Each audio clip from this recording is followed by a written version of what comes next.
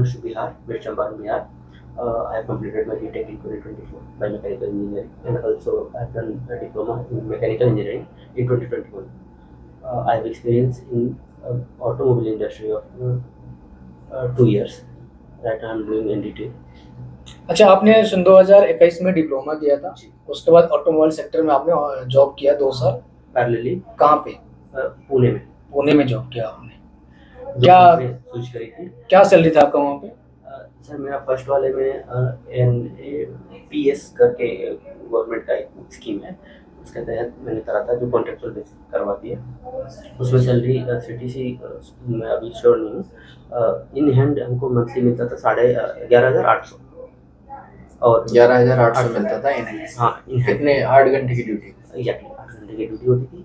तो वो इसका मतलब आपका लगभग मान के चलिए 13, 13,500 या 14,000 मतलब लगाए होंगे CTC। हाँ, तो वो प्रोडक्शन डिपार्टमेंट था। उसके बाद जब हमको पता लगा इसमें ये क्या CNC BMC ऑपरेटर थे? नहीं, कन्वेयर पे काम होता था एक्चुअली। वहाँ पे मैग्नेटो बनता था, बाइक में मोटर जैसे लगी रहती है, वो मैग्नेटो बनता था, उसका असेंबली होता था। फिर उसके बाद में आपकी फिर जो सैलरी इंक्रीज हुई वो कहाँ पर मतलब तो उसके बाद हमारे जो नेक्स्ट में 21 बैच का था, तो हमारे कॉलेज में 22 बैच के लिए कैंपस आया कॉलेज में, उसके थ्रू गए दोबारा। एक साल आपने 11,800 पे ही काम किया।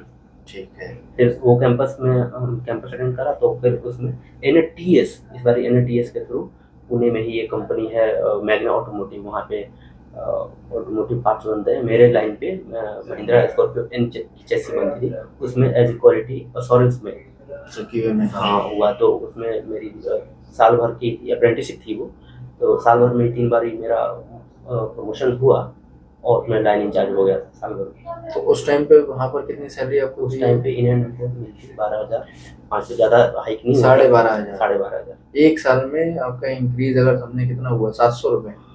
सर वो ऐसे देखा जाए तो टाइम के हिसाब से इंक्रीज उतना भी नहीं होना चाहिए, लेकिन मैंने कंपनी स्विच करा तो कंपनी का जो पॉलिसी था उस हिसाब से इस इंडस्ट्री में 2 साल में भी वो फ्रेशर पे ही 500 ही इंक्रीज होता है साल भर में इनिशियल। मुझे लगा कि आपका जो भी लास्ट आपका जो सैलरी था 12,000 इंडियन आपके पास आता था, राइट? बिल्कुल आपको बताना चाहिए, क्योंकि जो भी ऑटोमोबाइल सेक्टर में जॉब कर रहे हैं स्टूडेंट या फिर आपके जैसे बहुत सारे लड़कों को पता चले। जी बिल्कुल, ये बहुत ड्रॉबैक है वो इंडस्ट्री का। बाकी कोई बात नहीं। आप वो NDT कोर्स के बारे में फिर आपने कैसे जाना? NDT के बारे में सर हमारे भाई साहब है, वो सुपरवाइजर है इसी field, oil and gas industry में है, वो अब्रॉड है। उनने हमको सजेस्ट करा कि तुम ये इंडस्ट्री छोड़ो, ऑयल एंड गैस में ही आओ। तो हमको समझ में शुरू में आया नहीं कि हम इसमें एंट्री कैसे लें, तो उनने सजेस्ट करा कि पाइप फिटर पे कर लो। तो अब मैं तो चूँकि QC में रहा था, तो फिर पाइप फिटर में खुद से वेल्डिंग करना हमको वो सूट नहीं हो रहा था। तो उन्होंने बोला कि ठीक है, सेम इंडस्ट्री में आओ, इंडस्ट्री चेंज करके सेम फील्ड से QC में तुम चले जाओ। तो फिर उन्होंने रिसर्च वगैरह करा, तो उन्होंने बताया कि उनके कंपनी में ऐसा है, तो कोर्स करो जिसमें NDT प्लस QC की वो दोनों हो। तो मैं चूँकि बिलोंग करता हूँ बिहार से, तो हमारे वहाँ से झारखंड से भी एक्सेसिबल चीज़ें हैं। तो झारखंड में भी बहुत सारे इंस्टीट्यूट्स हैं, गल्फ ट्रेनिंग इंस्टीट्यूट करके, वहाँ पे मैं टच में आया। फिर काफ़ी इंस्टीट्यूट है झारखंड। हाँ, तो फिर उसके बाद और इंस्टीट्यूट में भी टच में था मैं। फिर एट द एंड ये भी अपना इंस्टीट्यूट भी हमको यूट्यूब से ही पता चला था, मेरे से बात हुई थी फिर। हाँ, तो फिर वीडियो वगैरह देखे तो समझ में आया कि इन चीज़ें मिला जुला कि यहाँ पर ठीक है, तो यहाँ आप देख रहे हैं ना, सही टाइम पे आपने कोर्स करने आ गए।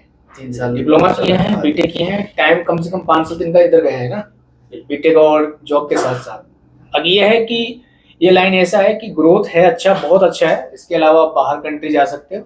ग्रोथ भी उसी का है जिसके पास नॉलेज है और जिसके पास अच्छा स्किल है। सर्टिफिकेशन से ग्रोथ नहीं होती है, और थोड़ा पेशेंस भी। हाँ, ये नहीं कि आप सोचो कि मेरा 1 महीने कर लूँ तो ये 1 महीने बाद मेरा 50,000 हो जाए, तो ऐसा भी पॉसिबल नहीं होता है। किसी को हो जाता है, किसी को टाइम लग जाता है, ठीक है। बाकी